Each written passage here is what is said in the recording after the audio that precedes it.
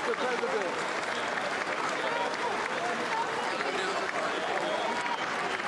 Keep them moving, Mr. Green. I'm sorry. I'm trying to keep them on time.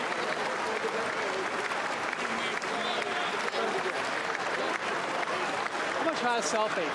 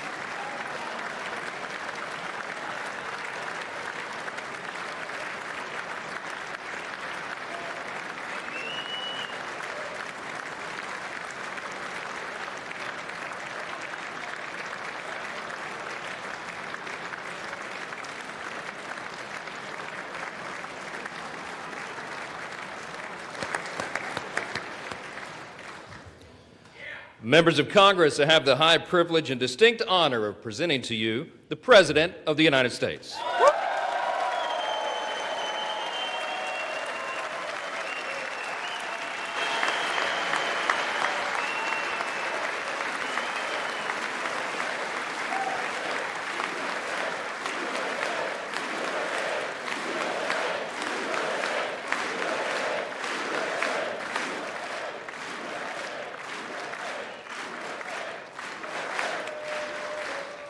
Well, thank you very much, everybody. It's really an honor. Speaker Johnson, Vice President Vance, First Lady of the United States,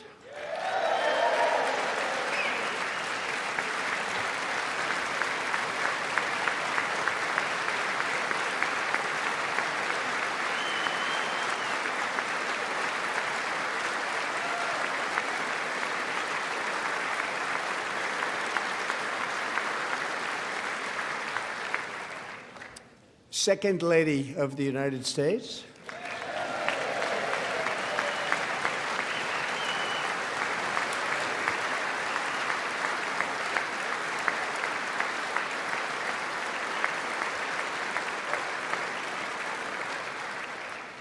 members of Congress, and my fellow Americans. Our nation is back, bigger, better, richer, and stronger than ever before.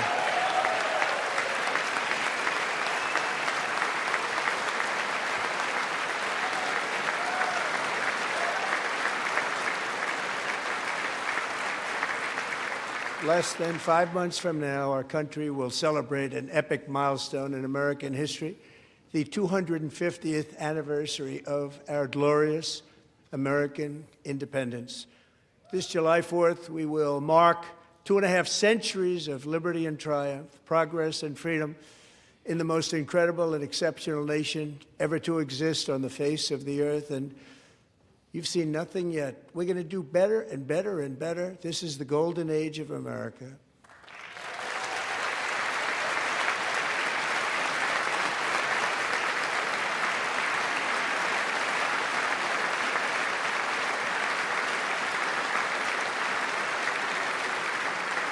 When I last spoke in this chamber 12 months ago, I had just inherited a nation in crisis with a stagnant economy, inflation at record levels, a wide-open border, horrendous recruitment for military and police, rampant crime at home, and wars and chaos all over the world. But tonight, after just 1 year, I can say with dignity and pride that we have achieved a transformation like no one has ever seen before, and a turnaround for the ages. It is indeed a turnaround for the ages.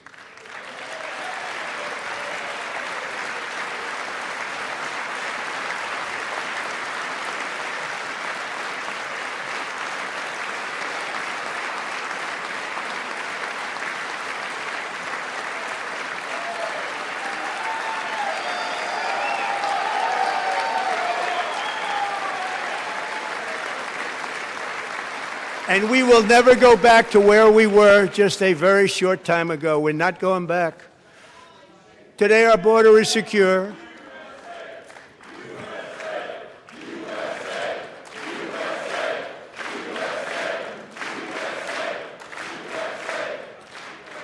Thank you. Today, our border is secure. Our spirit is restored. Inflation is plummeting. Incomes are rising fast. The roaring economy is roaring like never before, and our enemies are scared. Our military and police are stacked, and America is respected again, perhaps like never before.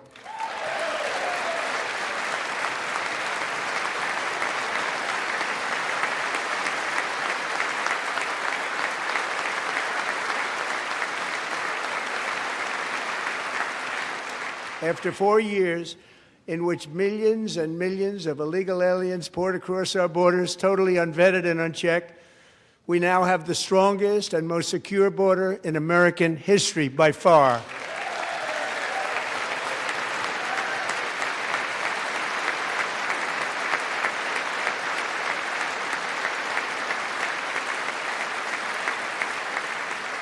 In the past 9 months, 0 illegal aliens have been admitted to the United States.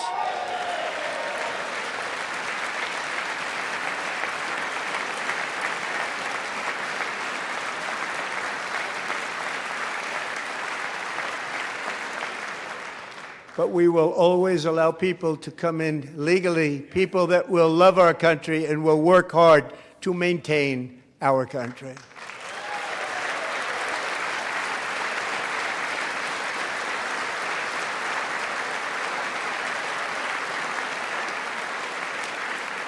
The flow of deadly fentanyl across our border is down by a record 56% in 1 year.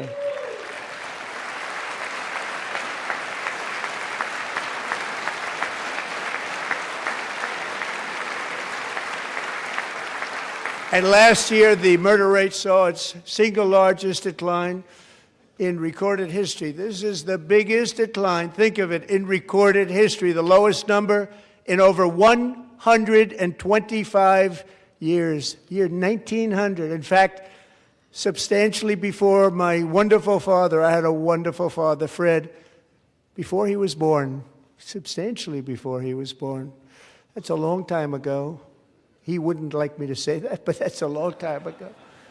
The Biden administration and its allies in Congress gave us the worst inflation in the history of our country.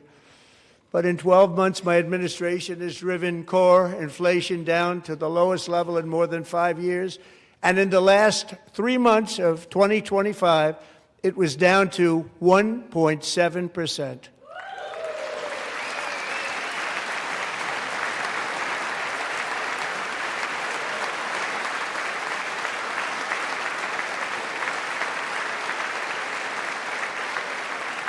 Gasoline, which reached a peak of over $6 a gallon in some states, under my predecessor, it was quite honestly a disaster, is now below $2.30 a gallon in most states, and in some places, $1.99 a gallon. And when I visited the great state of Iowa just a few weeks ago, I even saw $1.85 a gallon for gasoline.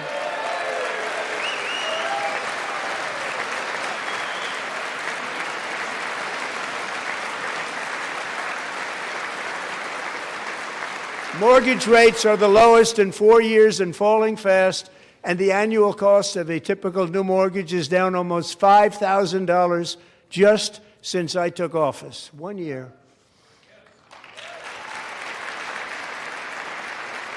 And low interest rates will solve the Biden-created housing problem while at the same time protecting the values of those people who already own a house that really feel rich for the first time in their lives. We want to protect those values. We want to keep those values up. We're going to do both. And we are going to keep it that way.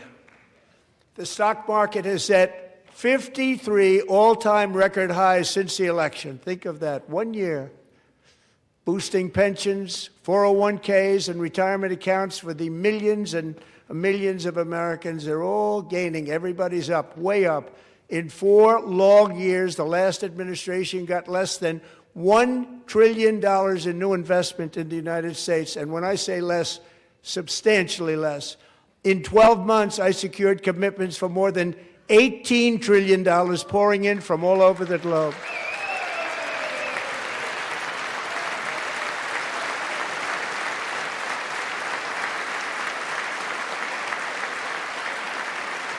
Think of it, much less than $1 trillion for 4 years versus much more than $18 trillion for 1 year. What a difference a president makes. A short time ago, we were a dead country. Now we are the hottest country anywhere in the world, the hottest.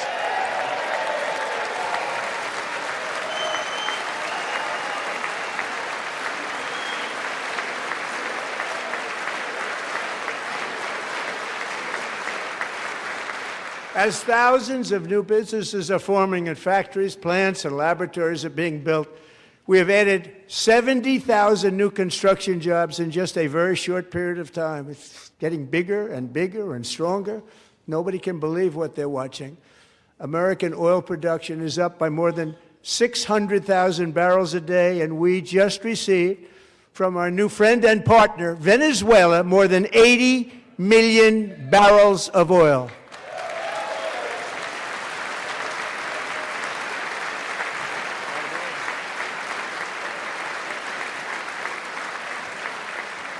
American natural gas production is at an all-time high because I kept my promise to drill, baby, drill.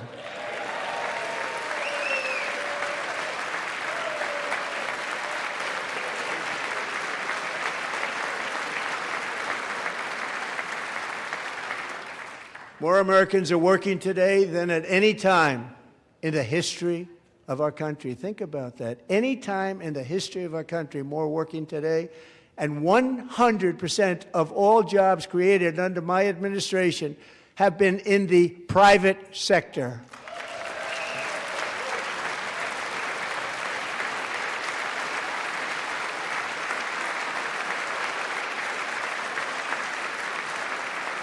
We ended DEI in America.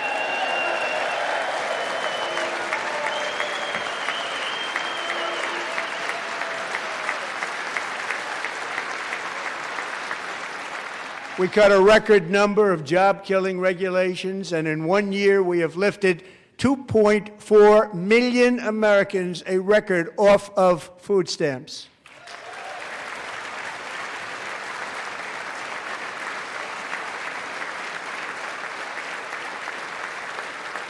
And for all of these reasons, I say tonight, members of Congress, the state of our union is strong.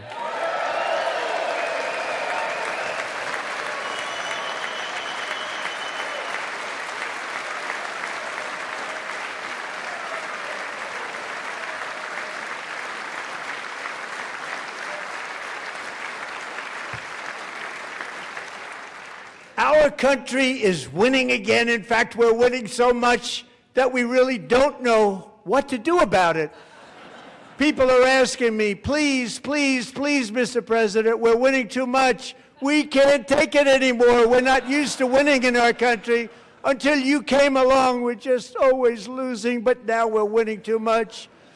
And I say, no, no, no, you're going to win again. You're going to win big. You're going to win bigger than ever. And to prove that point, here with us tonight is a group of winners who just made the entire nation proud. The men's gold medal Olympic hockey team. Come on in.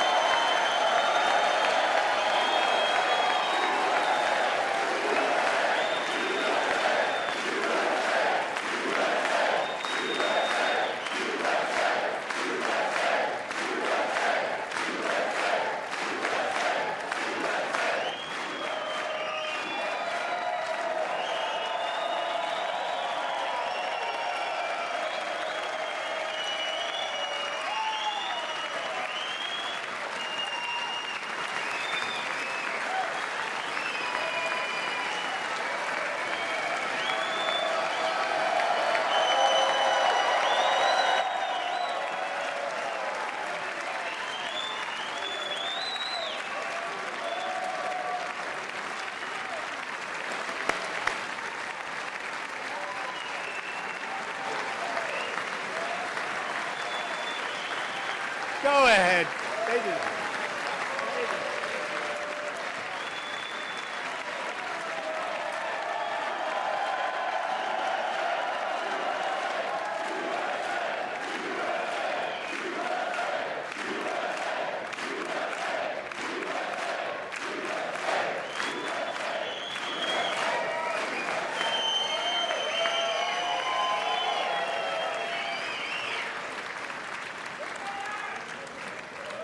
That's the first time I've ever seen them get up.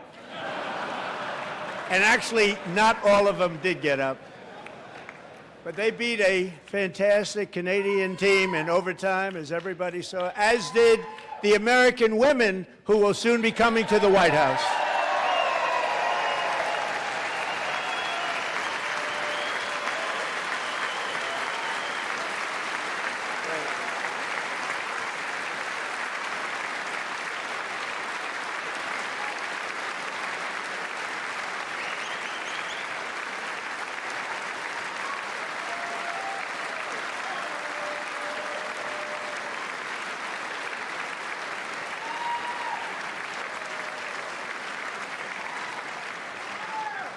They were in the Oval Office before, and I just want to say a second very big congratulations to Team USA. But I have to say that, and I told them this, and we took a vote of the team. I said, anybody votes no, I'm not doing it.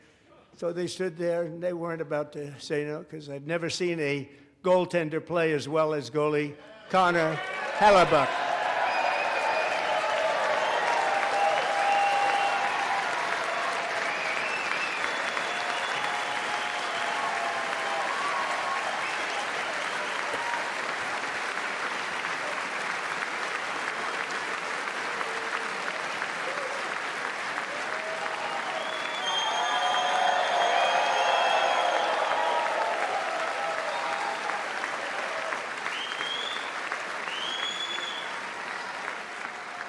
Think of it, 46 shots on goal, and I asked him, the one shot, the one where you put your stick in the back and it hit the neck of your stick and bounced off, do you practice that, or was that a little lucky?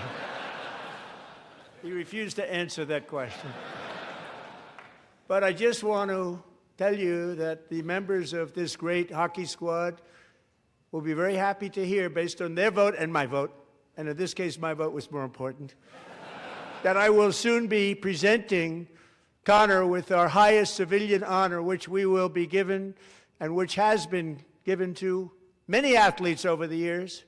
But when I say many, not too many, like 12, it's called the highest civilian honor in our country, the Presidential Medal of Freedom.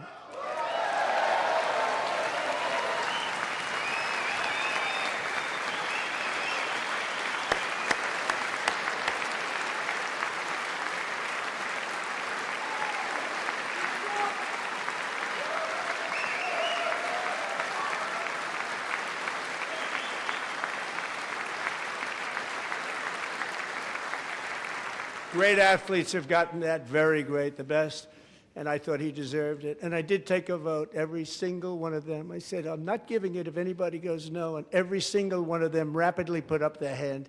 So I want to thank you. What a special job you did. What special champions you are. Thank you very much.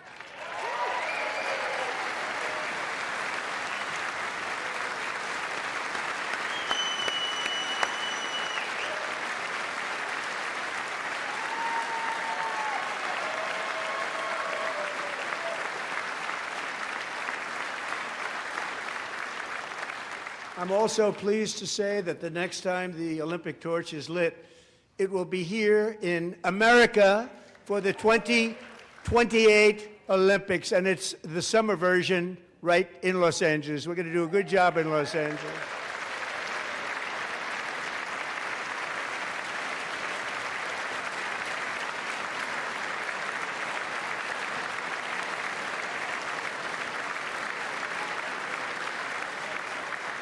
And Los Angeles is going to be safe, just like Washington, D.C. is now one of the safest cities in the country.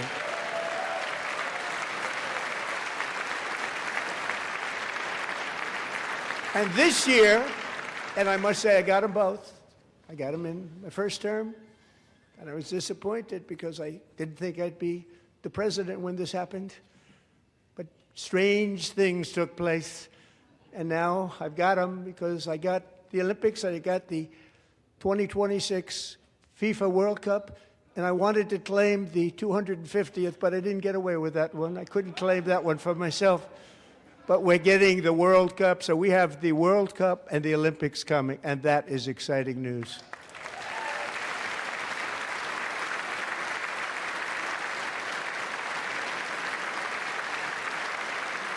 So this will be a year to celebrate our country and the heroes who have kept it free.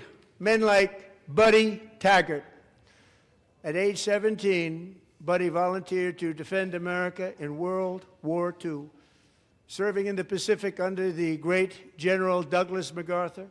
He fought bravely in the famous Battle of Manila, worked so hard. He was badly wounded and almost killed by enemy machine guns in Luzon.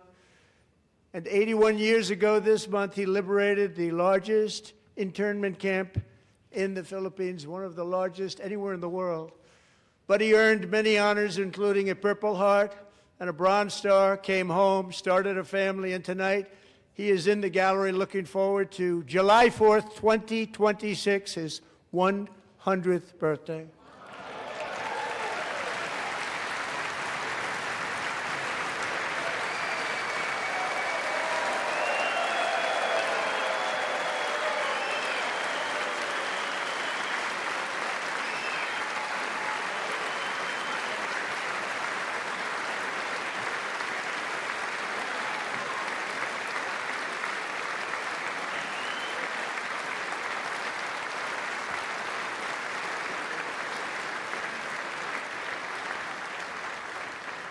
So, Buddy, you're a brave man, and we salute you. Even in times of challenge, setback, and immense heartache, the spirit of 1776 has always shone through very brightly. It was July 4th of last year when floodwaters tore through a girls' summer camp in Central Texas, one of the worst things I've ever seen. I was there, rising 26 feet in the matter of minutes, tragically claiming many, many lives. You all remember that one. as the waters threatened to sweep her away. 11-year-old Millie Kate McClelland closed her eyes and prayed to God. She thought she was going to die.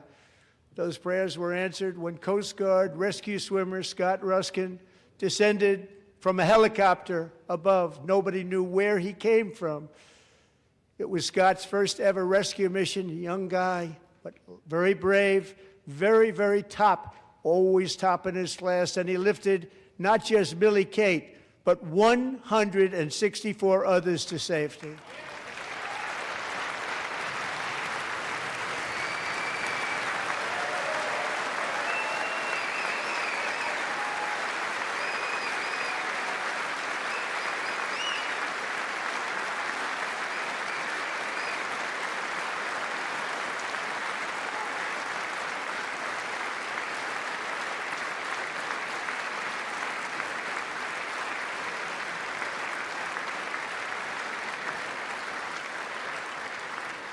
People watched Scott from a distance, and they couldn't believe what they were seeing. The winds were blowing, the rain was pouring, everything was going, and that rapid water, nobody's ever seen anything like it. They said, wow, that's something. Tonight, Scott and Millie Kate are here together, reunited for the very first time. Thank you, Scott, Millie Kate.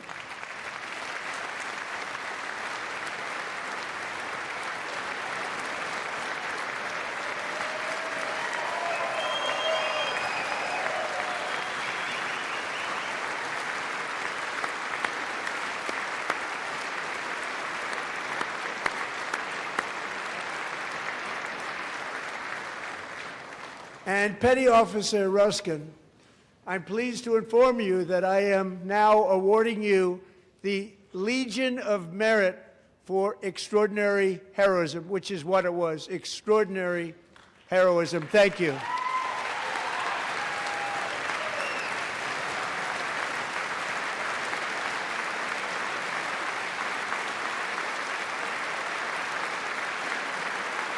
And I'd like to have the military aide to please come down and take care of the service. Military aide, thank you very much. Take care of that very important service. Thank you very much. From 1776 to today, every generation of Americans has stepped forward to defend life, liberty, and the pursuit of happiness. And they're really doing it for the next generation. But now it's our turn. Together we're building a nation where every child has the chance to reach higher and go further, where government answers to the people, not the powerful, and where the interests of hardworking American citizens are always our first and ultimate concern.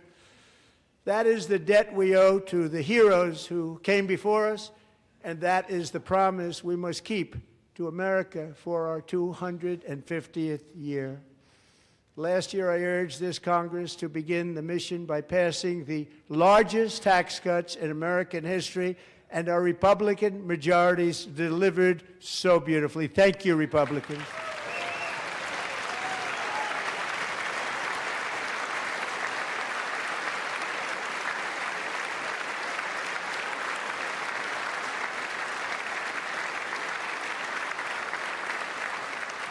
All Democrats, every single one of them, voted against these really important and very necessary massive tax cuts.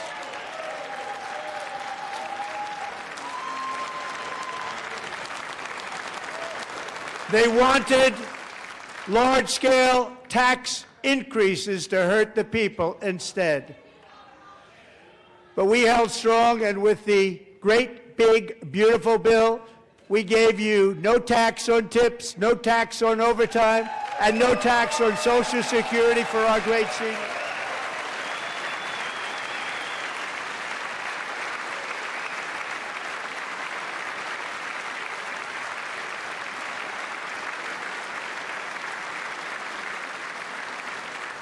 And we also made interest on auto loans tax deductible the first time, but only if the car is made in America.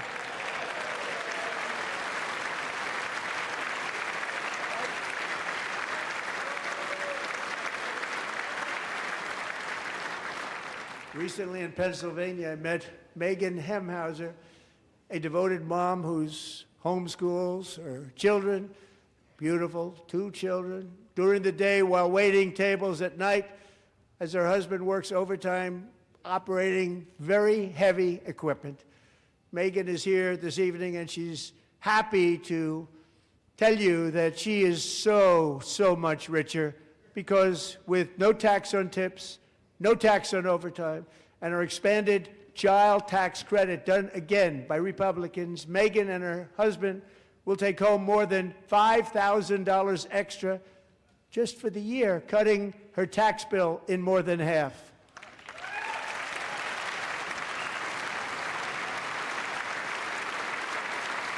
Megan, please stand up. We're fighting for you, Megan.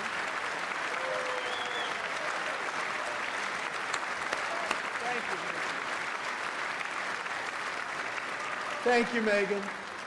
We're fighting for you, Megan. Under our bill, parents like Megan can also activate their children's brand new Trump accounts. And I didn't name it. I did not name that.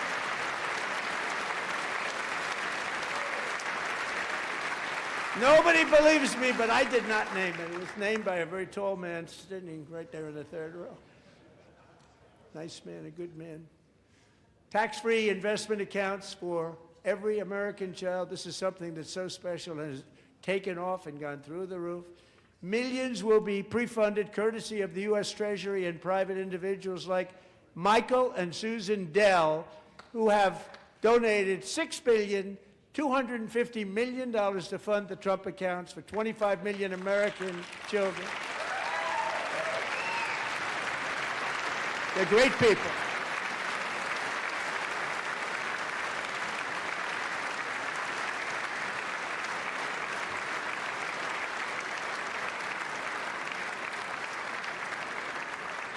When I asked Michael Dell, how do you make all that money? He said, well, I just sat on my dorm in school, and I made computers, and I'd sell them to people, and I just kept selling and selling and selling, and pretty amazing story. That's called the American dream. He sold a lot of computers, a lot of those laptops, so I congratulate him on that, but I really thank him and Susan, as well as others like Brad Gerstner, a very tremendous guy. He was behind it right from the beginning. Brad Gerstner. Thank you, Brad.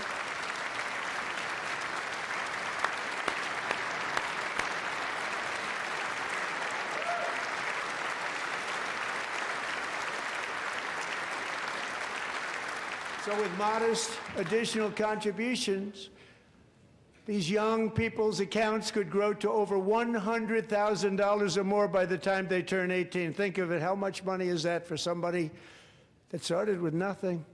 Over 100,000, could be much more than that. To make this investment in our children's future, go to trumpaccounts.gov, trumpaccounts.gov. And a lot of people are doing it. It's setting every record in the book. It's popular. They knew what it was going to take. I'm so proud of them. I'm so proud of the people that got it started. And now it's just taken off. One of the primary reasons for our country's stunning economic turnaround, the biggest in history, where the Dow Jones broke 50,000 4 years ahead of schedule, and the S&P hit 7,000, where it wasn't supposed to do it for many years, were tariffs. I used these tariffs, took in hundreds of billions of dollars to make great deals for our country, both economically and on a national security basis. Everything was working well. Countries that were ripping us off for decades are now paying us hundreds of billions of dollars. They were ripping us so badly, you all know that. Everybody knows it. Even the Democrats know it. They just don't want to say it. And yet these countries are now happy, and so are we. We made deals. The deals are all done. And they're happy. They're not making money like they used to, but we're making a lot of money. There was no inflation, tremendous growth, and the big story was how Donald Trump called the economy correctly, and 22 Nobel Prize winners in economics didn't. They got it totally wrong. They got it really wrong. And then just 4 days ago, an unfortunate ruling from the United States Supreme Court. It just came down. It came down. Very unfortunate ruling. But the good news is that almost all countries and corporations want to keep the deal that they already made, right, Scott? Knowing that the legal power that I, as president, have to make a new deal could be far worse for them, and therefore they will continue to work along the same successful path that we had negotiated before the Supreme Court's unfortunate involvement. So despite the disappointing ruling, these powerful, country-saving, it's saving our country, the kind of money we're taking in, peace-protecting. Many of the wars I settled was because of the threat of tariffs. I wouldn't have been able to settle them without. Will remain in place under fully approved and tested alternative legal statutes. And they have been tested for a long time. They're a little more complex, but they're actually probably better, leading to a solution that will be even stronger than before. Congressional action will not be necessary. It's already time-tested and approved.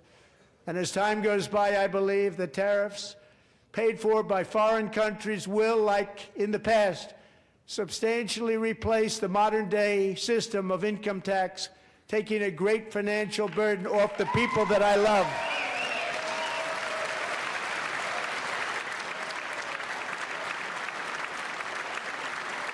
Right?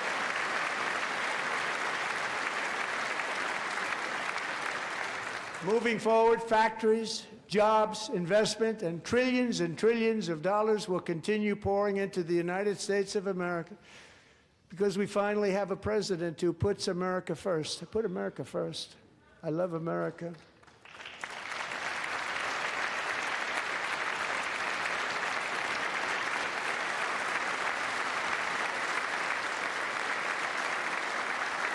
For decades before I came along, we had the exact opposite. From trade to healthcare, from energy to immigration, everything was stolen and rigged in order to drain the wealth out of the productive, hardworking people who make our country great, who make our country run. Under Biden and his corrupt partners in Congress and beyond, it reached a breaking point with the Green New scam, open borders for everyone.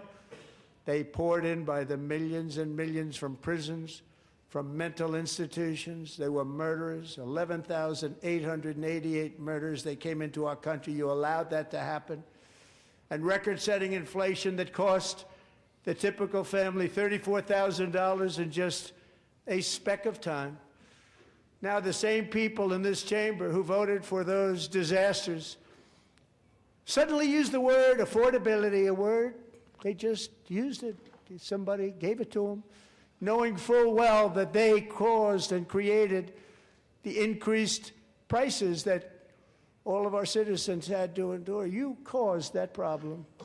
You caused that problem.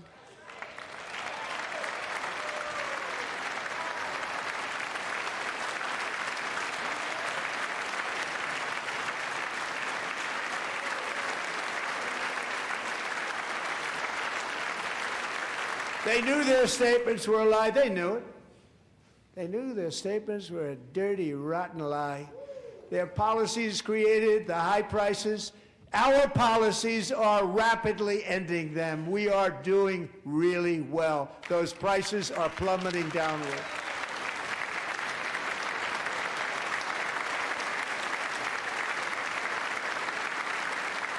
The price of eggs is down 60%, Madam Secretary, thank you. The cost of chicken, butter, fruit, hotels, automobiles, rent is lower today than when I took office by a lot.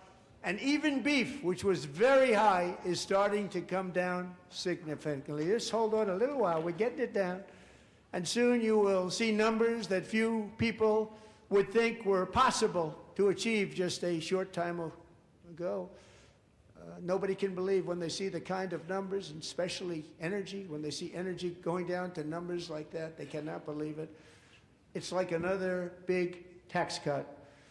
I'm also confronting one of the biggest ripoffs of our times, the crushing cost of health care caused by you. Since the passage of the Unaffordable Care Act, sometimes referred to as Obamacare, big insurance company that's gotten rich. It was meant for the insurance companies, not for the people. With our government giving them hundreds and hundreds of billions of dollars a year as their stock prices soared 1,000, 1,200, 1,400, and even 1,700%, like nothing else.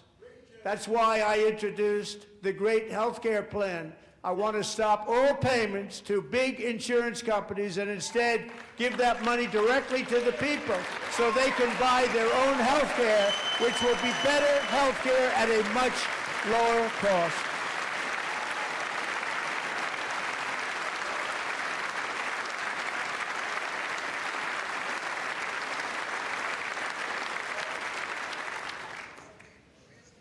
In addition, my plan requires maximum price transparency. That's a big deal.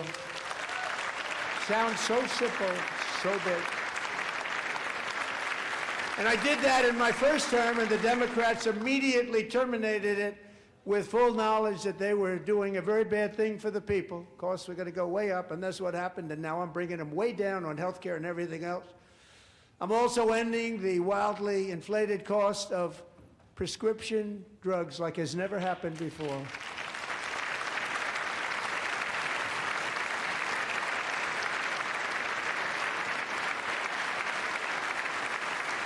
Other presidents tried to do it, but they never could. They tried. Most didn't try, actually. But they tried. They said they tried. They couldn't do it. They didn't even come close. They were all talk and no action, but I got it done. Under my just enacted most favored nation agreements, Americans who have for decades paid by far the highest prices of any nation anywhere in the world for prescription drugs will now pay the lowest price anywhere in the world for drugs. Anywhere, the lowest price.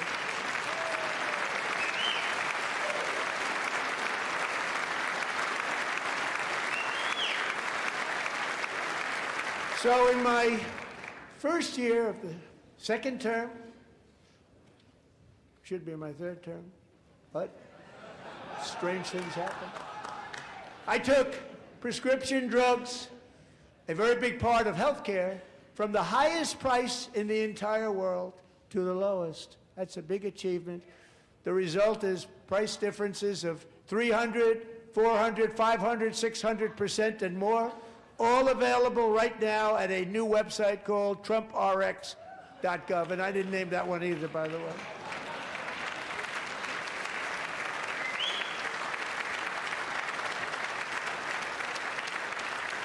And here tonight is the very first customer ever to get that big discount, and it is big, Catherine Rayner. For 5 years, she and her husband have struggled with infertility, and they turned to IVF.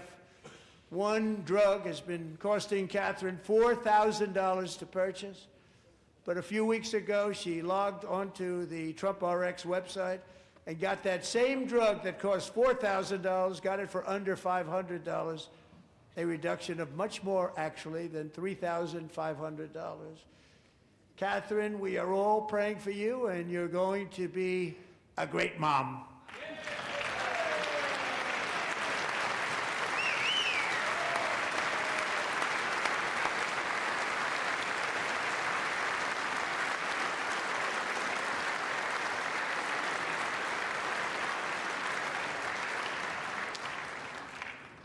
So now I'm calling on Congress to codify my most favored nation program into law. Now, the one thing, I'm not sure it matters because it's going to be very hard for somebody that comes along after me to say, let's raise drug prices by 700 or 800%.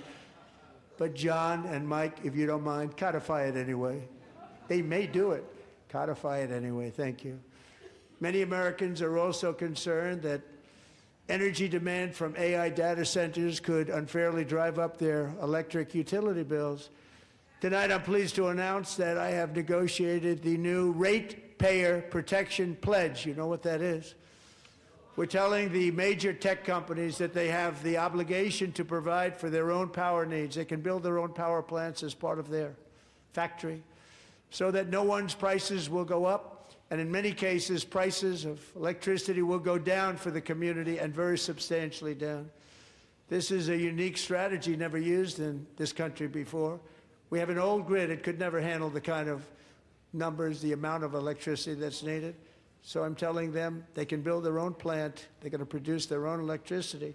It will ensure the company's ability to get electricity while at the same time lowering prices of electricity for you, and could be very substantial for all of you cities and towns. You're going to see some good things happen over the next number of years. Another pillar of the American dream that has been under attack is homeownership. With us tonight is Rachel Wiggins, a mom of two from Houston.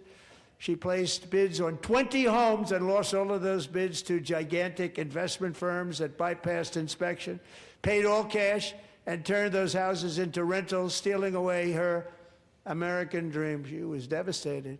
Stories like this are why last month I signed executive order to ban large Wall Street investment firms from buying up in the thousands single-family homes.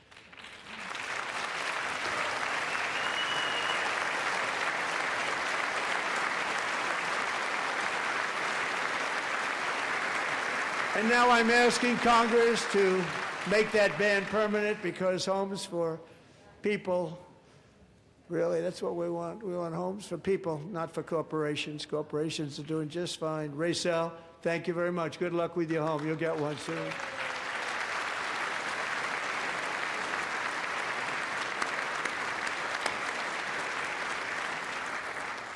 We're also working to make it easier for Americans to save for retirement. And under this administration, we will always protect Social Security and Medicare. They are not protecting it for our seniors. We will always protect Social Security, Medicare, Medicaid.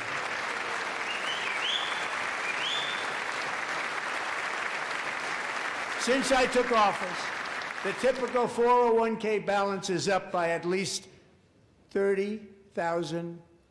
That's a lot of money. We have millions and millions of people, because the stock market has done so well, setting all those records. Your 401ks are way up. Yet half of all of working Americans still do not have access to a retirement plan with matching contributions from an employer. To remedy this gross disparity, I'm announcing that next year my administration will give these often forgotten American workers, great people, the people that built our country, access to the same type of retirement plan offered to every federal worker. We will match your contribution with up to $1,000 each year. As we ensure that all Americans can profit from a rising stock market, let's also ensure that members of Congress cannot corruptly profit from using insider information.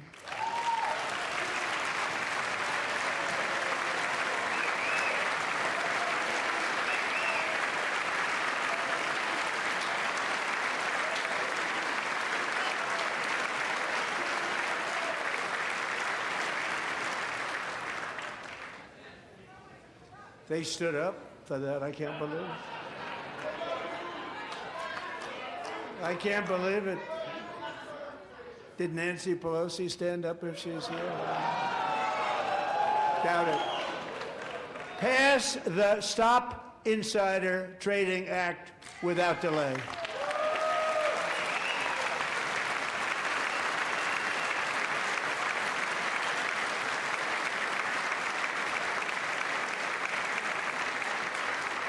I wasn't sure if anybody even on this side was going to applaud for that. I'm very impressed. Thank you. I'm very impressed. But when it comes to the corruption that is plundering, it's plundering America. There's been no more stunning example than Minnesota, where members of the Somali community have pillaged an estimated $19 billion from the American taxpayer. Oh, we have all the information. And in actuality, the number is much higher than that. And California, Massachusetts, Maine, and many other states are even worse. This is the kind of corruption that shreds the fabric of a nation, and we are working on it like you wouldn't believe. So tonight, although started 4 months ago, I am officially announcing the war on fraud to be led by our great Vice President, J.D. Vance.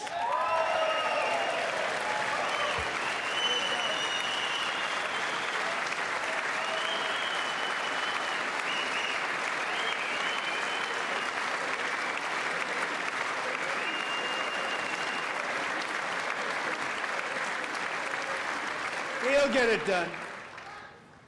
And if we're able to find enough of that fraud, we will actually have a balanced budget overnight. It'll go very quickly. That's the kind of money you're talking about. We'll balance our budget. The Somali pirates who ransacked Minnesota remind us that there are large parts of the world where bribery, corruption, and lawlessness are the norm, not the exception. Importing these cultures through unrestricted immigration and open borders brings those problems right here to the USA, and it is the American people who pay the price in higher medical bills, car insurance rates, rent, taxes, and perhaps most importantly, crime. We will take care of this problem. We're going to take care of this problem. We are not playing games. Delilah.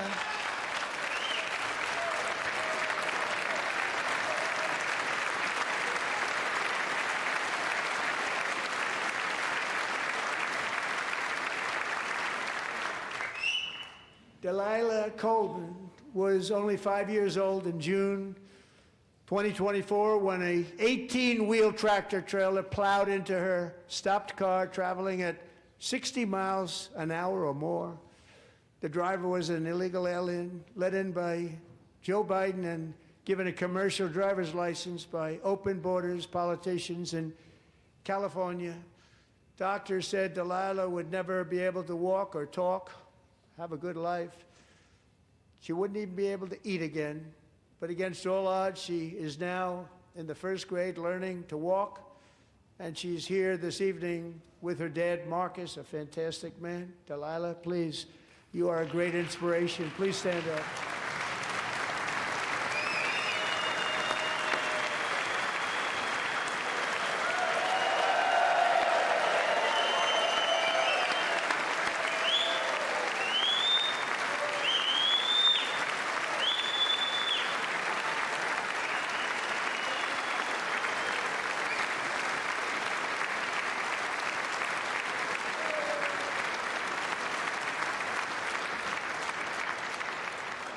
Thank you, Delilah.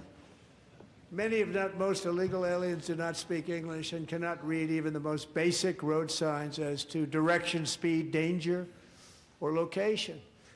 That's why tonight I'm calling on Congress to pass what we will call the Delilah Law, barring any state from granting commercial driver's licenses to illegal aliens.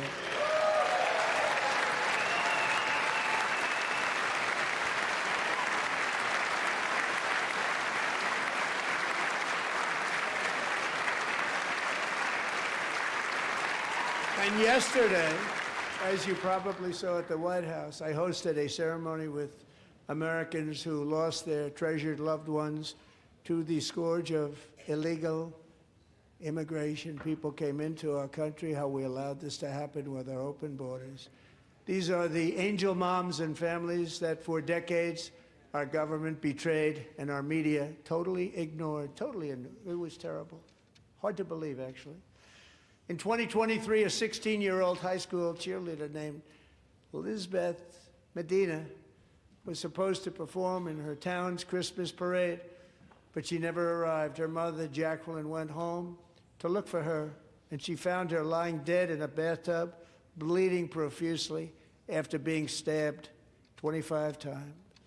Elizabeth's killer was a previously arrested illegal alien who had broken in and brutally extinguished the brightest light in her family's life, violently and viciously.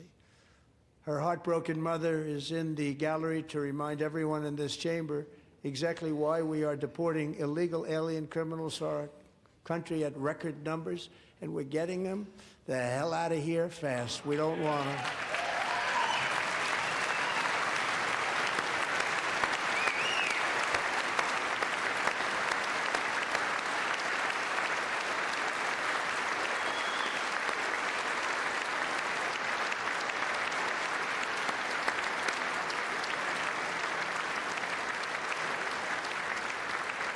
Thank you very much, Jacqueline. Thank you. We can never forget that many in this room not only allowed the border invasion to happen before I got involved, but indeed they would do it all over again, if they ever had the chance. If they ever got elected, they would open up those borders to some of the worst criminals anywhere in the world. The only thing standing between Americans and a wide open border right now is President Donald J. Trump and our great Republican patriots in Congress. Thank you. Thank you.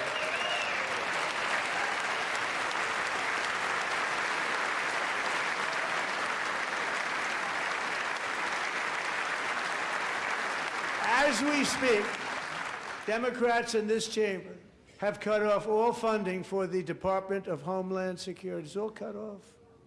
It's all cut off. They have instituted another Democrat shutdown, the first one costing us 2 points on GDP.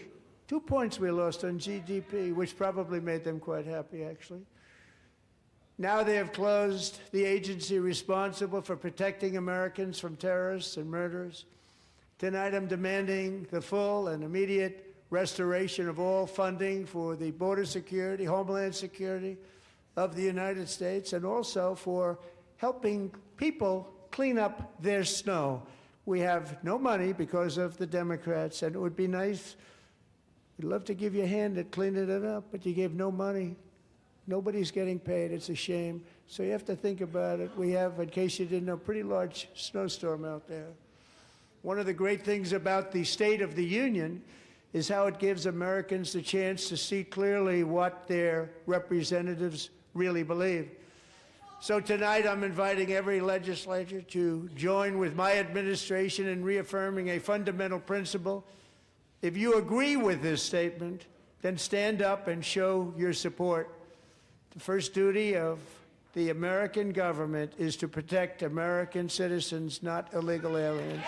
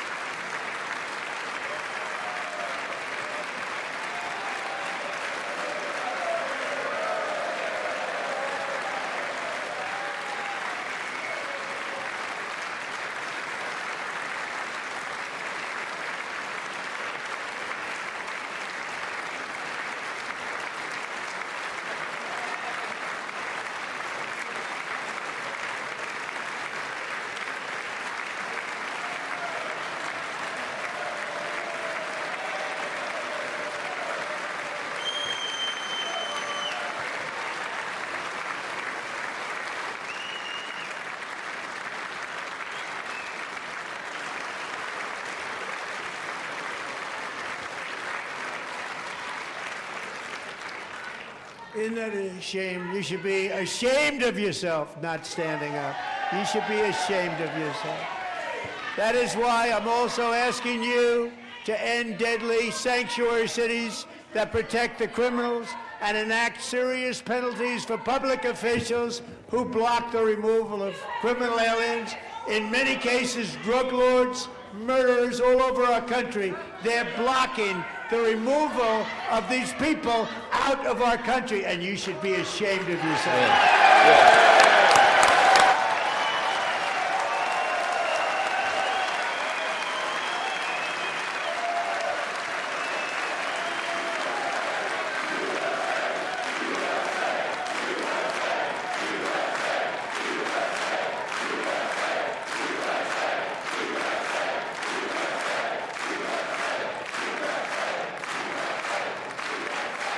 And perhaps most importantly, I'm asking you to approve the Save America Act.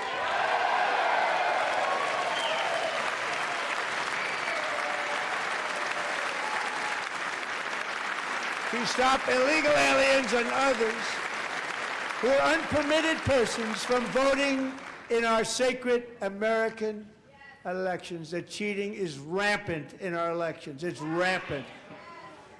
It's very simple. All voters must show voter ID.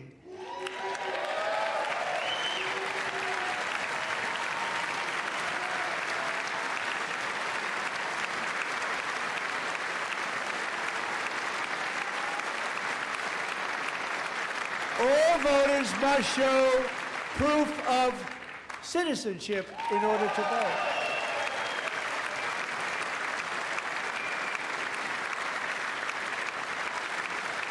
And no more crooked mail-in ballots except for illness, disability, military, or travel. None. And this should be an easy one. And by the way, it's polling at 89%, including Democrats. 89%.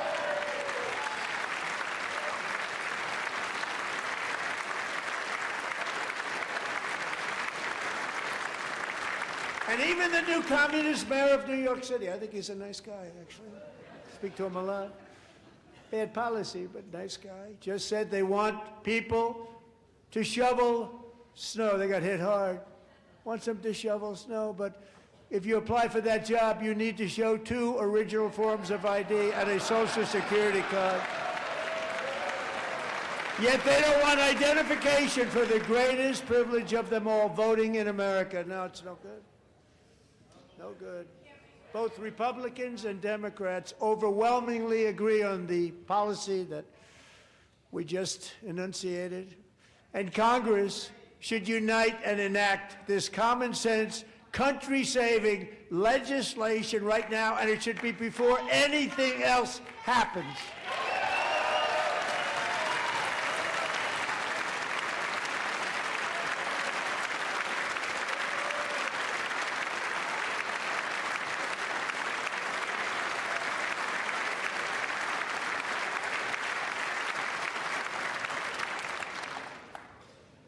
And the reason they don't want to do it, why would anybody not want voter ID? One reason, because they want to cheat. There's only one reason. They make up all excuses. They say it's racist. They come up with things you almost say, what imagination they have.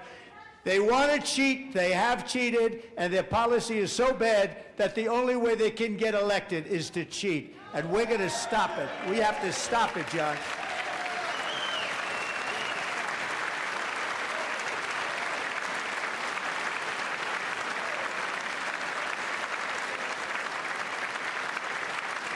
And here is one more opportunity to show common sense in government. In the gallery tonight are Sage Blair and her mother, Michelle. In 2021, Sage was 14 when school officials in Virginia sought to socially transition her to a new gender, treating her as a boy and hiding it from her parents. Hard to believe, isn't it? Before long, a confused Sage ran away from home after she was found in a horrific situation in Maryland. A left-wing judge refused to return Sage to her parents because they did not immediately state that their daughter was their son. Sage was thrown into an all-boys state home and suffered terribly for a long time. But today, all of that is behind them because Sage is a proud and wonderful young woman with a full-ride scholarship to Liberty University. Sage and Michelle, please stand up.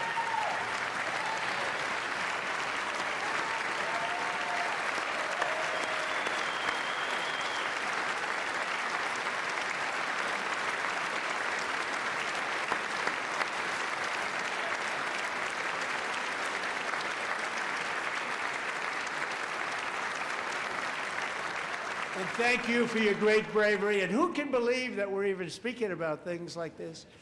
15 years ago, if somebody was up here and said that, they'd say, what's wrong with him? But now we have to say it because it's going on all over numerous states without even telling the parents. But surely we can all agree no state can be allowed to rip children from their parents' arms and transition them to a new gender against the parents' will. Who would believe that we're even talking about this? We must ban it, and we must ban it immediately.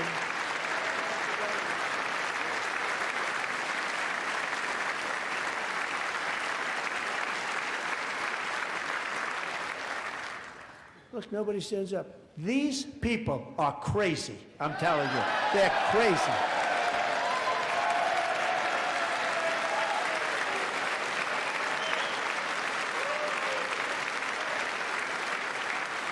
Amazing.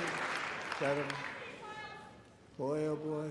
We're lucky we have a country. With people like this, Democrats are destroying our country, but we've stopped it just in the nick of time, didn't we?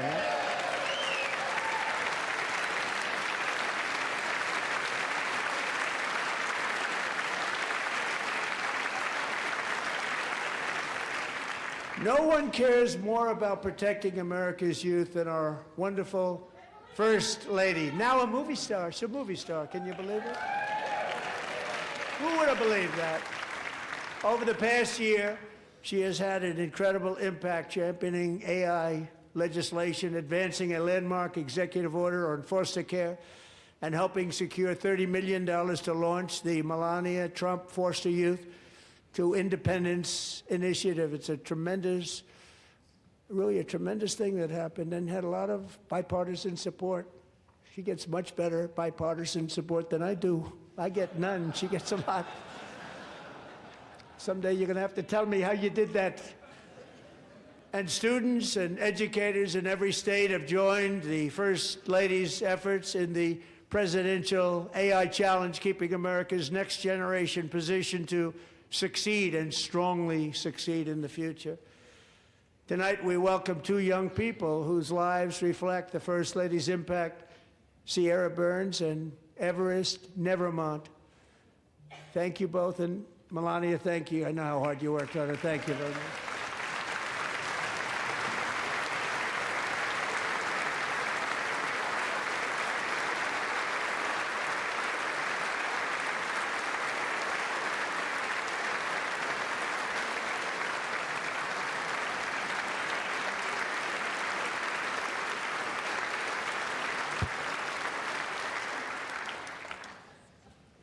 I'm very proud to say that during my time in office, both the first 4 years and in particular this last year, there has been a tremendous renewal in religion, faith, Christianity, and belief in God.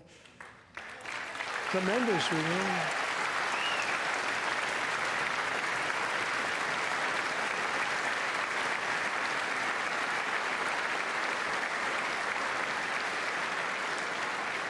This is especially true among young people, and a big part of that had to do with my great friend, Charlie Kirk, a great guy, great man.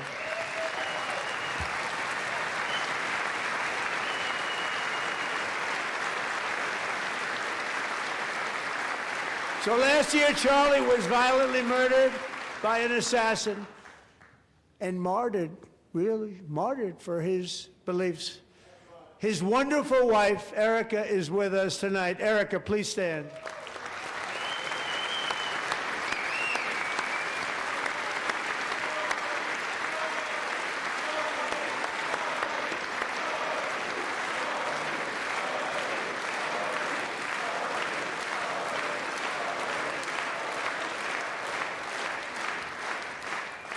Thank you, Erica.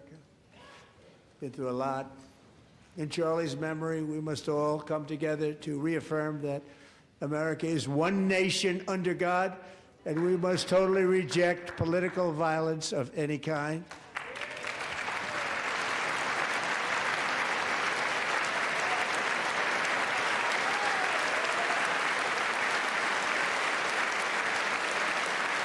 We love religion, and we love bringing it back, and it's coming back at levels that nobody actually thought possible. It's really a beautiful thing to see.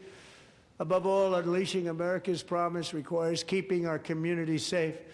We have made incredible strides, yet dangerous repeat offenders continue to be released by pro-crime Democrat politicians again and again. We are honored to be joined tonight by a woman who's been through hell, Anya Zarutska. In 2022, she and her beautiful daughter, so beautiful, what a beautiful young woman, Irina fled war-torn Ukraine to live with relatives near Charlotte, North Carolina. And by the way, what's going on with Charlotte? Last summer, 23-year-old Irina was riding home on the train when a deranged monster who had been arrested over a dozen times and was released through no cash bail stood up and viciously slashed a knife through her neck and body. No one will ever forget. There were people on that train. No one will ever forget the expression of terror on Irina's face as she looked up at her attacker in the last seconds of her life. She died instantly. She had escaped a brutal war only to be slain by a hardened criminal, set free to kill in America, came in through open borders. Mrs. Zarutska, tonight I promise you we will ensure justice for your magnificent daughter, Irina.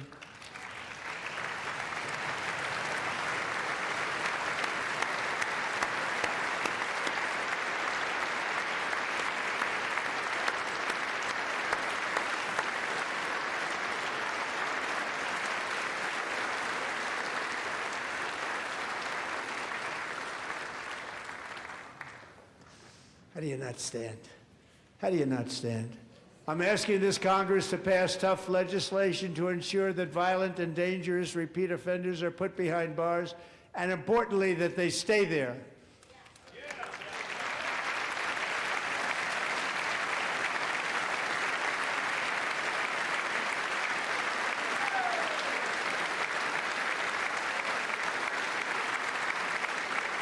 Starting last summer, I deployed our National Guard and federal law enforcement to restore law and order to our most dangerous cities, including Memphis, Tennessee, big success, New Orleans, Louisiana, big success, and our nation's capital itself, Washington, D.C., where we have almost no crime anymore in Washington, D.C. How did that happen?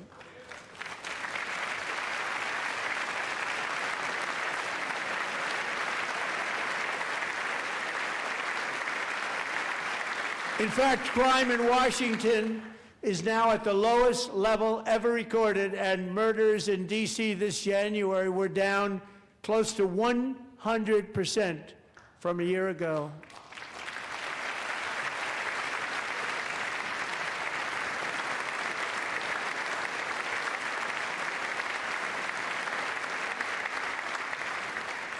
I don't like to hear that. One of the sick people, one of the brave service members who helped achieve this stunning turnaround was 20-year-old West Virginia Army National Guard Specialist Sarah Beckstrom. After a 4-month deployment, she voluntarily extended her service, and her rank was going to be lifted. She was doing so well. They were so proud of her. But the very next day, she was on patrol near the White House when she was ambushed and shot in the head by a terrorist monster from Afghanistan. Shouldn't have been in our country. And all because she wore the uniform of our nation, she was shot. He traveled here because he didn't like people wearing our uniform. He was sick and deranged, shouldn't have been in our country. Sarah Beckstrom died in order to defend our capital, and we are honored to be joined by her wonderful parents, Gary and Eva Lee. Your daughter was a true American patriot, and she will be greatly missed. She was a great person. I saw reports on her. They've never seen anything like her.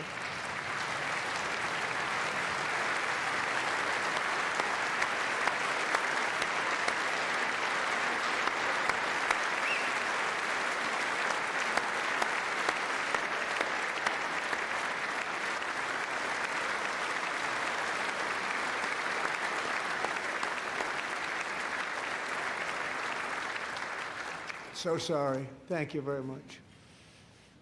A great young lady. I saw reports that were like, perfect. She was perfect. Serving alongside Sarah that day was Staff Sergeant Andrew Wolf. The terrorist shot Andrew in the head, and no one thought he could possibly make it. The two of them, Sarah and Andrew, both shot violently in the head.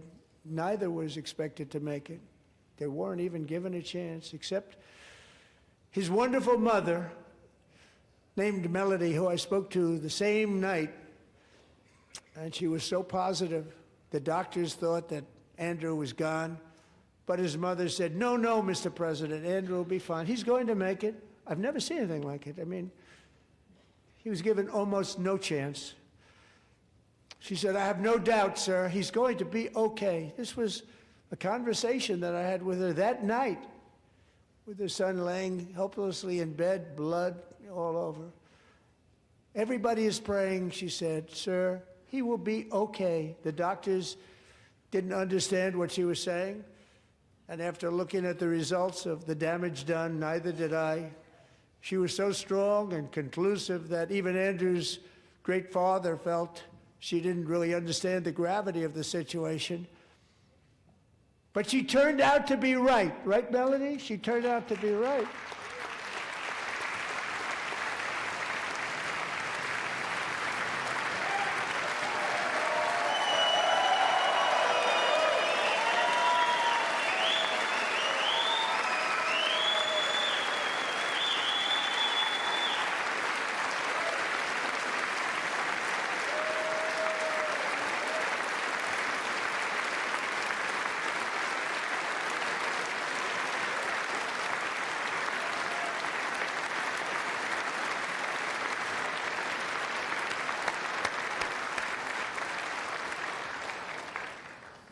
Amazing, actually.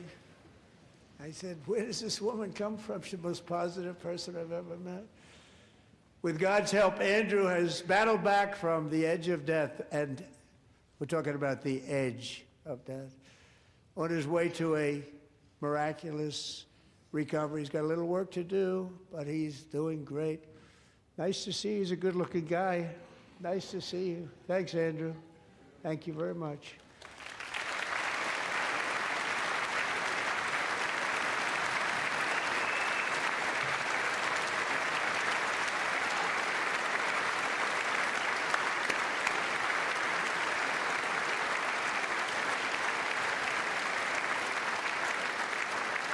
So, Andrew, while you're up, now I'm going to ask a highly respected General James Seward to present Staff Sergeant Andrew Wolf and the great family of Sarah Beckstrom with the award created by our late, great President George Washington himself. It's called the Purple Heart.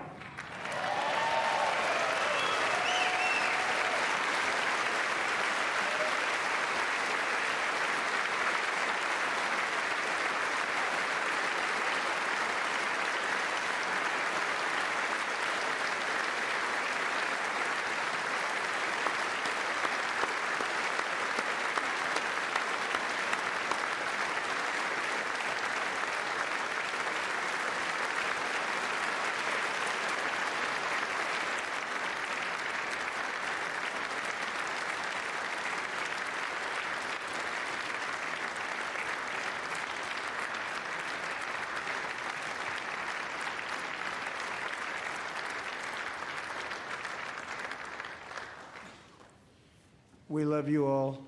Love you.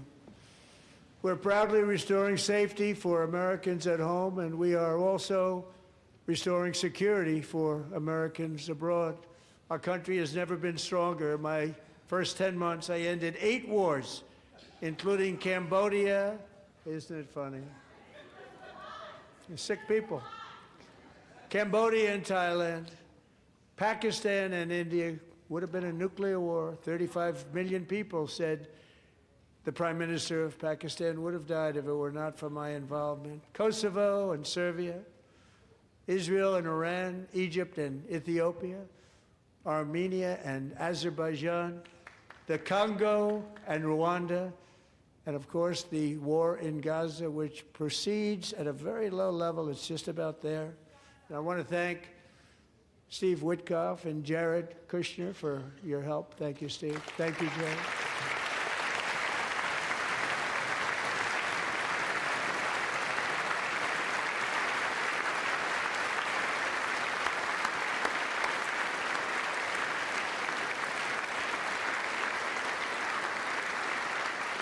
And I also want to thank the man they report to, Secretary of State Marco Rubio. Thank you, Marco.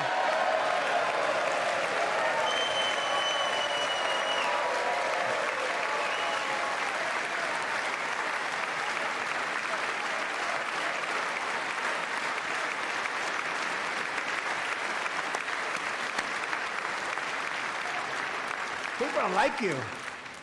You know, Marco got 100% of the votes when he was in confirmation. I think our next one was about 54%.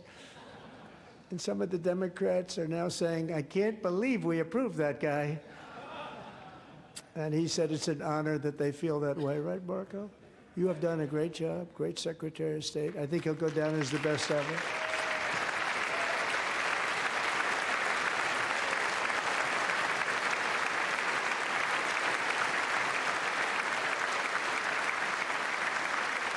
Under the ceasefire I negotiated, every single hostage, both living and dead, has been returned home. Can you believe that?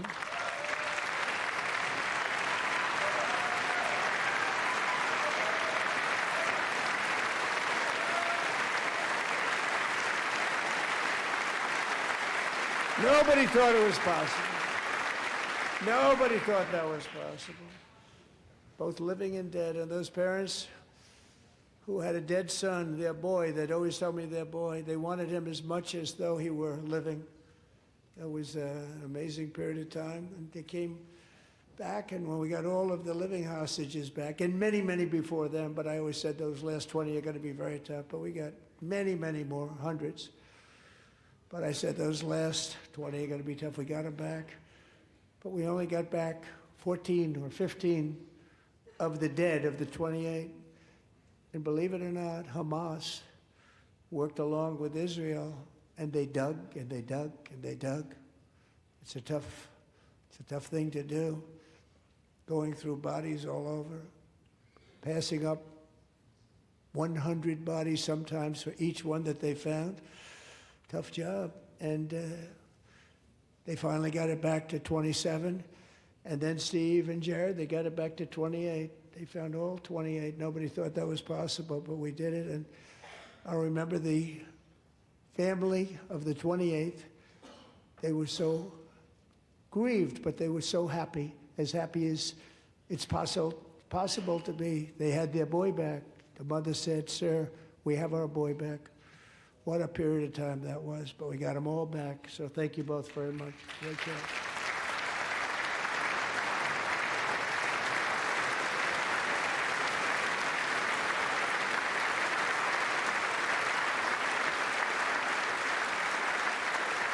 And we're working very hard to end the 9th war, the killing and slaughter between Russia and Ukraine, where 25,000 soldiers are dying each and every month. Think of that, 25,000 soldiers are dying a month. A war which would have never happened if I were president, would have never happened. As president, I will make peace wherever I can, but I will never hesitate to confront threats to America wherever we must.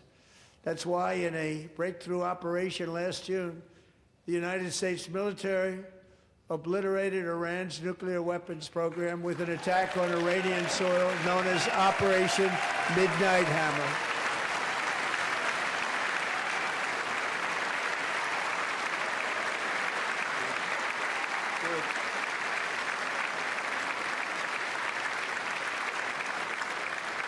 For decades, it had been the policy of the United States never to allow Iran to obtain a nuclear weapon. Many decades. Since they seized control of that proud nation 47 years ago, the regime and its murderous proxies have spread nothing but terrorism and death and hate. They've killed and maimed thousands of American service members and hundreds of thousands and even millions of people with what's called roadside bombs. They were the kings of the roadside bomb. And we took out Soleimani. I did that during my first term. Had a huge impact. He was the father of the roadside bomb.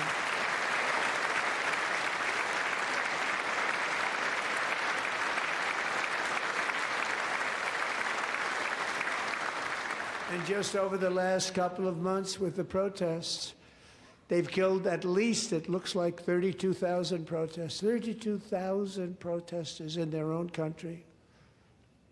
They shot them and hung them. We stopped them from hanging a lot of them with the threat of serious violence. But this is some terrible people. They've already developed missiles that can threaten Europe and our bases overseas, and they're working to build missiles that will soon reach the United States of America. After Midnight Hammer, they were warned to make no future attempts to rebuild their weapons program, and in particular, nuclear weapons. Yet they continue, starting it all over. We wiped it out, and they want to start all over again, and are at this moment again pursuing their sinister ambitions. We are in negotiations with them. They want to make a deal, but we haven't heard those secret words. We will never have a nuclear weapon.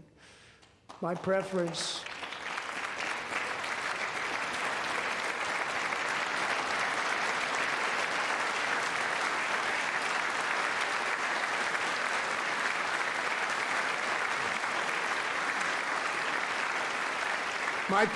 is to solve this problem through diplomacy.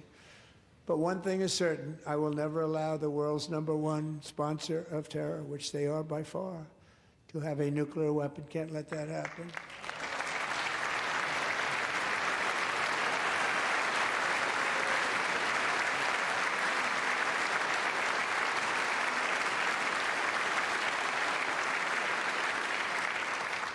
And no nation should ever doubt America's resolve.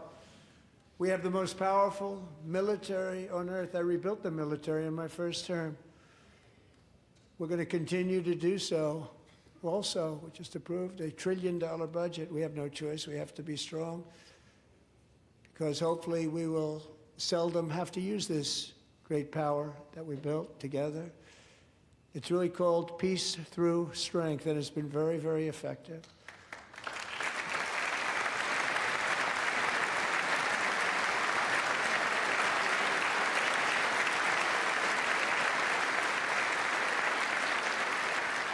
So thanks to Republicans in Congress, we're investing that record number of dollars, have no choice, in the United States Armed Forces. Also creating a lot of jobs, but we're not even doing it for that reason. Because as I said, we have more jobs, more people working today than ever before in the history of our country. And NATO countries are friends and allies. They are. They're our friends and they're our allies. Have just agreed, at my very strong request, to pay 5% of GDP for military defense rather than the 2%, which they weren't paying. We were paying for almost all of NATO. Now they're paying 5 as opposed to not paying 4.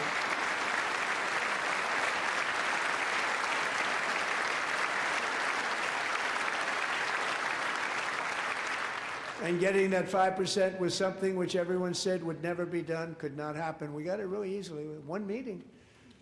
And big difference between 2% that's not paid. We were paying the freight of many of them. Very few were paid up. Now 5%, then they're paid.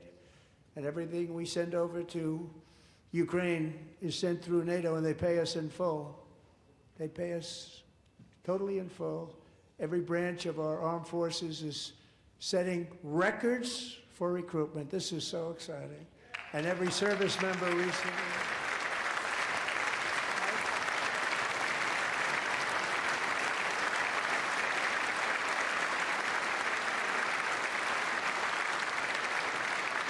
And every service member recently received a warrior dividend of $1,776.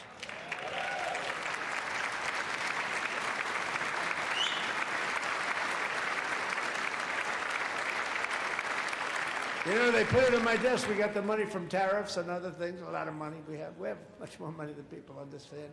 Have to rebuild that program a little bit, but it won't take long. But we got the money, and it was $1,775, and they wanted my approval. And I said, what's the number? $1,775. I said, wait a minute. For one more dollar, we can have $1,776. It's going to I said, we're going to figure that. I never asked anybody if we could afford it. $1 more. I said 1776. And I said, that's good. And I'll tell you what, our military, that was 4 months ago, our military, I never see a person in the military that doesn't thank me for it, so we're honored to do it. They deserve it. And we call it 1776. It was great. And we love our military. We love our law enforcement. We love our firemen. You know, the firemen don't get mentioned enough. We love our firemen. We're also...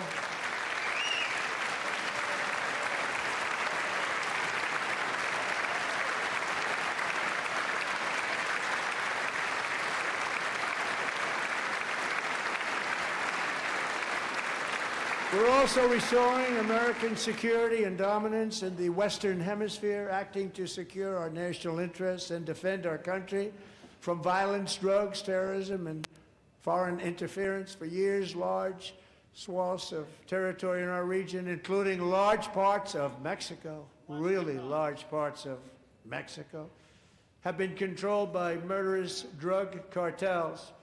That's why I designated these cartels as foreign terrorist organizations, and I declared illicit fentanyl as a weapon of mass destruction.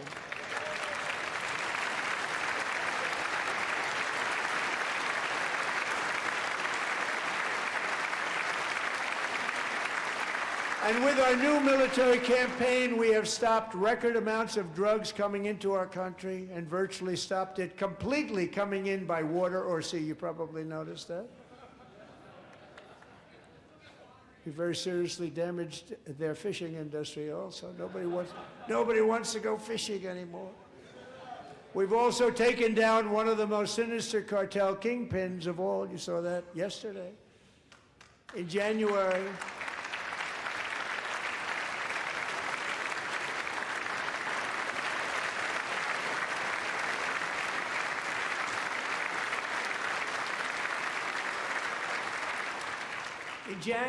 elite American warriors carried out one of the most complex, spectacular feats of military competence and power in world history. No one's seen anything like it. Foreign leaders, I won't tell you who, called me and they said, very impressive, very impressive.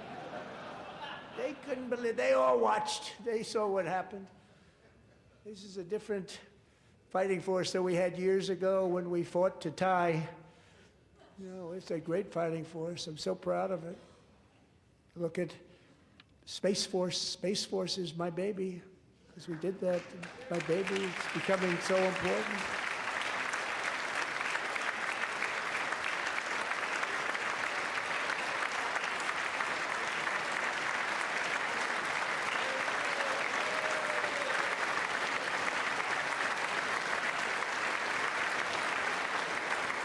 And America's armed forces overwhelmed all defenses and utterly defeated an enemy, good fighters, to end the reign of outlaw dictator Nicolas Maduro and bring him to face American justice.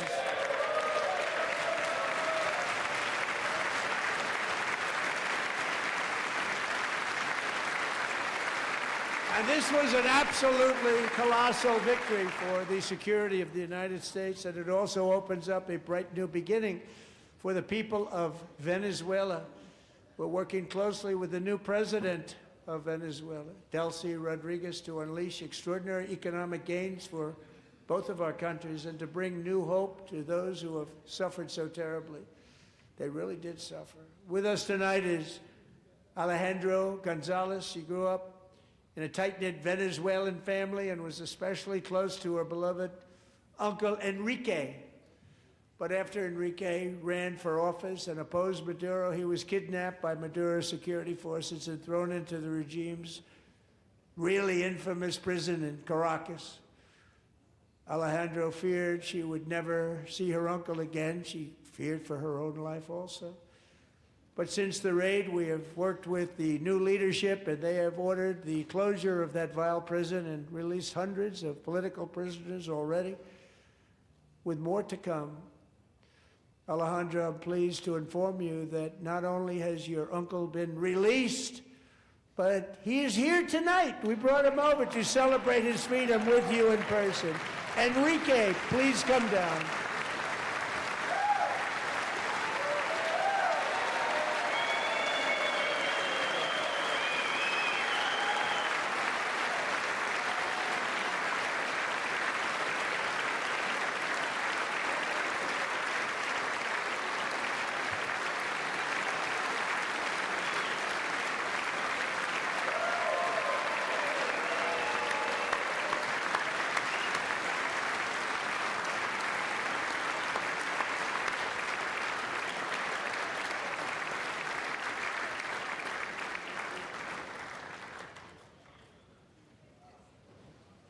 Thank you, Enrique. Have a good time. Nice to have you back, Enrique. There were many heroes on that January raid to capture Maduro, really great heroes. It was very dangerous. They knew we were coming. They were all set. But the deeds of one warrior that night will live forever in the eternal chronicles of military valor. Chief Warrant Officer 5, Eric Slover, planned the mission and was the flight lead in the cockpit of the first helicopter, a big, beautiful, powerful helicopter. It was a massive Chinook carrying, as you can imagine, many, many American warfighters. Wearing the dog tags, his wife Amy had blessed with holy water before he left. She knew it was going to be a rough one. Eric steered the Chinook under the cover of night and descended swiftly upon Maduro's heavily protected military fortress. This was a major military installation, protected by thousands of soldiers and guarded by Russian and Chinese military technology. How did that work out? Not too good. While preparing to land, enemy machine guns fired from every angle, and Eric was hit very badly in the leg and hip, one bullet after another. He absorbed 4 agonizing shots, shredding his leg into numerous pieces. And yet, despite the fact that the use of his legs was vital to successful helicopter flight, legs are the most important part of flying a helicopter. To deliver the many commandos who would capture and detain Maduro was the only thing Eric was thinking about. Then, even as he was gushing blood, which was flowing back down the aisle, helicopter lands at a steep angle. The machine gun stood right in front of him. They were right in front of him, 2 machine gunners who escaped the wrath of the previous planes. Eric maneuvered his helicopter with all of those lives and souls to face the enemy and let his gunners eliminate the threat. Turned the helicopter around so the gunners could take care of business, saving the lives of his fellow warriors from what could have been a catastrophic crash deep in enemy territory. Only after safely landing the helicopter with all the warriors aboard in the exact right spot, which was vital to the mission. We probably would have had to maybe cancel the mission if that didn't happen. Eric told his co-pilot, also wounded, but not as gravely, to take over. I'm about ready to pass out. The success of the entire mission and the lives of his fellow warriors hinge on Eric's ability to take the searing pain. It was unbelievable what's happened to his legs of the bullets and keep on flying and landing, and people knew what was happening. Everybody in the back of the helicopter knew because they saw the blood pouring down the aisle. Chief Warrant Officer Slover is still recovering from his serious wounds, but I'm thrilled to say that he is here tonight with his wife Amy, Eric, and Amy, come on in.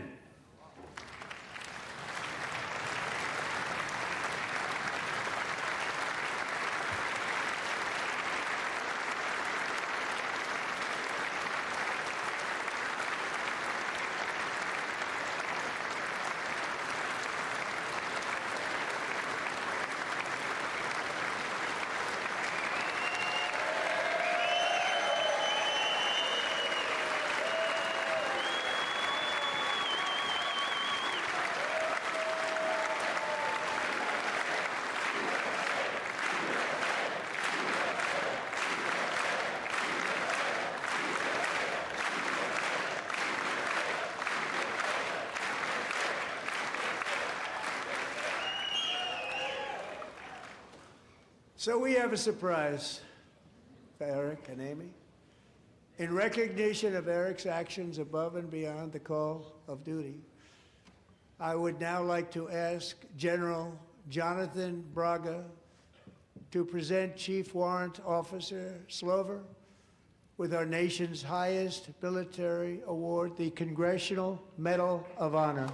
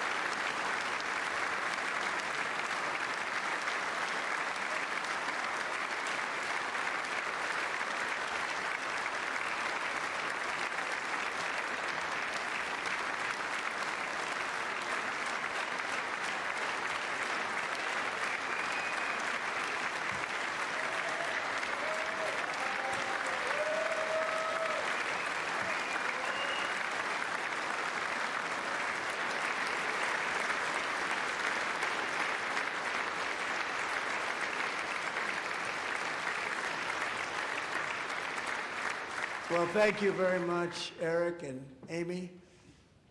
Great to get to know you. I met with them and with a lot of their fellow warriors at Fort Bragg recently. You notice the name Fort Bragg, we have it back, we brought it back. We won the First World War with it, the Second World War with it, and then they decided to change the name. So we changed it back. Everybody wanted to change back too. And 10 of Eric's fellow warriors from that incredible night of victory will also be receiving medals at a private ceremony that will soon be held at the White House. And Eric will be there. Thank you.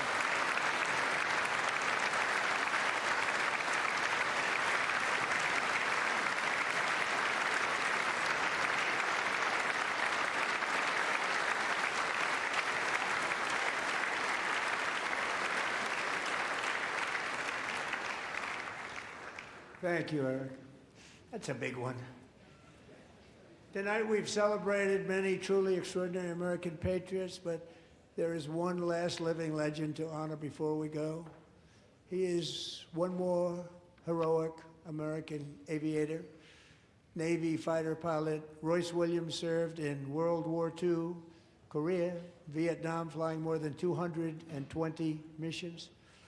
In the skies over Korea in 1952, Royce was in the dogfight of a lifetime, legendary dogfight. Flying through blizzard conditions, his squadron was ambushed by 7 Soviet fighter planes. It was his first aerial combat of the war, and despite being massively outnumbered and outgunned, Royce led the takedown of 4 enemy jets and almost destroyed the others, vanquishing his adversaries while taking 263 bullets to his own plane and being seriously hurt. His story was secret for over 50 years. He didn't even want to tell his wife, but the legend grew and grew. But tonight, at 100 years old, this brave Navy captain is finally getting the recognition he deserves. He was a legend long before this evening. Royce, please stand up, and I will ask the First Lady of the United States to present Captain Royce Williams with his Congressional Medal of Honor.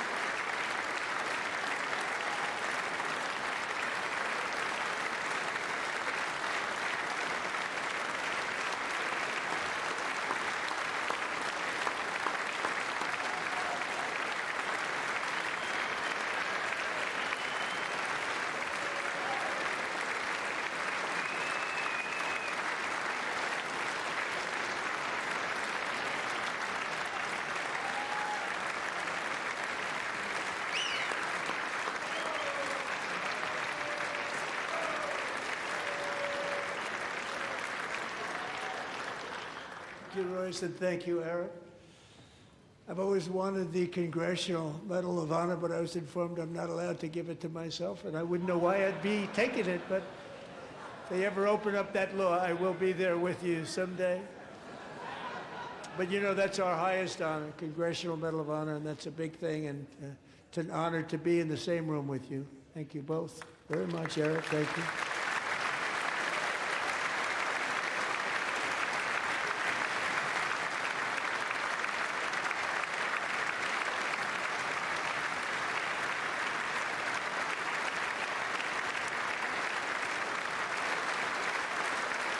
Thank you. 250 years is a long time in the life of a nation, but in another sense, it's really a mere moment in the eye of history. Two of the gentlemen we met in the gallery this evening took their first breaths 1 century ago, 100 years before that, on July 4th, 1826, the author of the Declaration of Independence, brilliant, Thomas Jefferson, drew his last breath. Just a single long human lifespan separates the giants who declared and won our independence from the heroes who stand among us tonight. Everything our nation has done, everything we have achieved, has been the work of those few great lifetimes. In those brief chapters, Americans built this nation from 13 humble colonies into the pinnacle of human civilization and human freedom, the strongest, wealthiest, most powerful, most successful nation in all of history. Americans ventured out across the daunting and dangerous continent. We carved paths through an unforgiving wilderness, settled a boundless frontier, and tamed the beautiful but very, very dangerous Wild West. From empty marshes and wide open plains, we raised up the world's greatest cities. Together, we mastered the world's mightiest industries and shattered history's monstrous tyrannies, and we liberated millions from the chains of fascism, communism, oppression, and terror. Americans lifted humanity into the skies on the wings of aluminum and steel, and then we launched mankind into the stars on rockets powered by sheer American will and unyielding American pride. We wired the globe with our ingenuity. We captivated the planet with American culture. And now we are pioneering the next great American breakthroughs that will change the entire world. All of this and so much more is the enduring legacy, unmatched glory of the hardworking patriots who built and defended this country and who still carry the hopes and freedoms on all of humanity's backs. For years they were forgotten, betrayed, and cast aside, but that great betrayal is over and they will never be forgotten again, because when the world needs courage, daring, vision, and inspiration, it is still turning to America. And when God needs a nation to work his miracles, he knows exactly who to ask. There is no challenge Americans cannot overcome, no frontier too vast for us to conquer, no dream too bold for us to chase, no horizon too distant for us to claim. For our destiny is written by the hand of providence, and these first 250 years were just the beginning. From the rugged border towns of Texas to the heartland villages of Michigan, from the sun-kissed shores of Florida to the endless fields of the Dakotas, and from the historic streets of Philadelphia to right here in our nation's capital, Washington, D.C., the golden age of America is upon us. The revolution that began in 1776 has not ended. It still continues because the flame of liberty and independence still burns in the heart of every American patriot. And our future will be bigger, better, brighter, bolder, and more glorious than ever before. Thank you, God bless you, and God bless America.